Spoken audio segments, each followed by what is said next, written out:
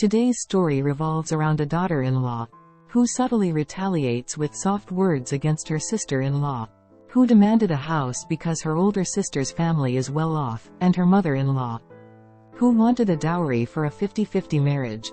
What could have happened? Let's explore this together. Please subscribe and like our channel.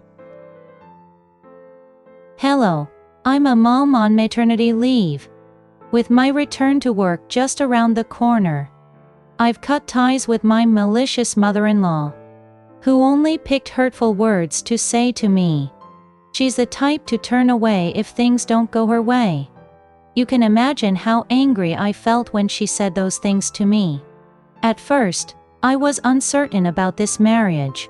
Because of my sister-in-law's provocations, my husband and I were introduced by our parents. My parents are business partners, and although they're doing well now, I know they made a lot of money in the past.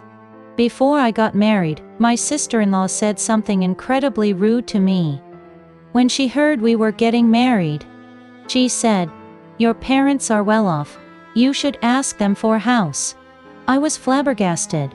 Even though she's a thoughtless person, she only said this when we were alone. I immediately told my husband, and he confronted her, getting angry and saying, "Who are you to interfere?" He told his parents what happened, and they scolded her as well. So, I thought she was the only one without manners.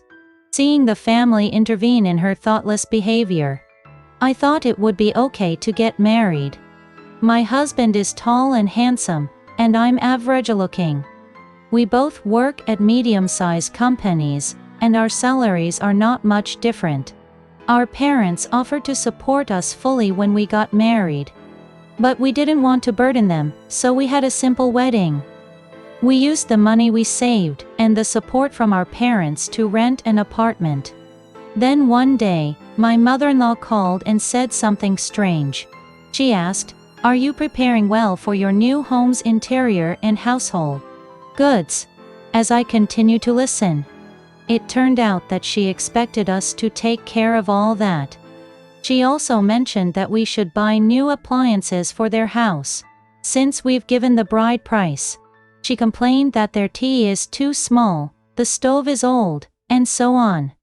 We had similar savings and received the same support from our parents for the wedding.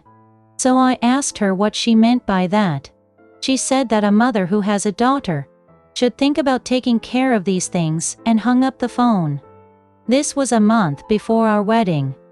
Everything else was ready, and we were talking about buying household goods. We didn't need to do much interior work for the house, so we decided to just wallpaper and lay down new flooring. I told my husband about the call with my mother-in-law.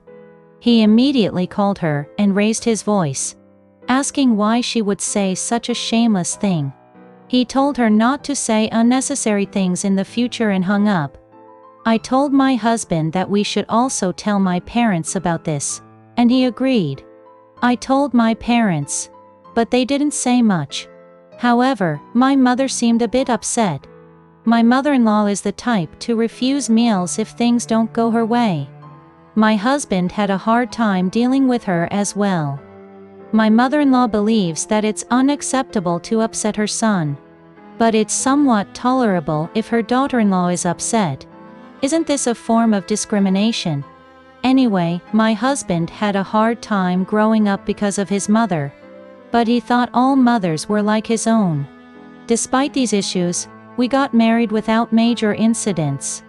Because my husband firmly set boundaries, nothing much happened for a while after the wedding. However, 2 months after the wedding, my mother-in-law started saying and doing strange things. When I visited her house, she made a sudden comment. "Your mother has no shame, does she?" What she meant by this was that she thought it was shameless of my mother not to have prepared the house and household goods for the newlyweds, and not to have provided a few household items for the bride's family. She said this cryptically, but when I thought about it at home, it made me angry. When she said such things to me, She also vented her anger over the phone to my husband. She said to my husband, "You're so wrapped up in your wife's skirt. You're just a mama's boy." When I asked how he responded, he said, "I'll continue to be a mama's boy and live well with my in-laws." He was smiling as he told me this. My father-in-law intervened, and my mother-in-law begrudgingly apologized to me and my husband.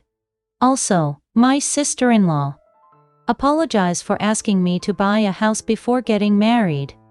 I had never seen someone apologize so nervously before. "I'm sorry, sis. Are we good?" When I asked her if that's how she apologizes, she said, "I said sorry, didn't I?" and got annoyed. I was speechless in the face of her attitude. From then on, whenever I met my mother-in-law and sister-in-law, I only spoke the bare minimum. Meanwhile, my baby was born and my father-in-law wanted to see the baby so much. We went to their house to show them the baby. But most of the time, my father-in-law came to our house. My mother-in-law used this as an excuse to nag. She would say, "How can children not come to show their parents their grandchild? Why would they make their parents go to their house? Didn't you learn anything?" Seeing my mother-in-law say these things, I thought, my mother-in-law will never change. She kept making these comments, and I let it slide a few times. But she seemed to enjoy it more and more. My husband asked her why she kept doing this without considering what she had done, and told her to stop. But my mother-in-law seemed to enjoy my husband's reaction.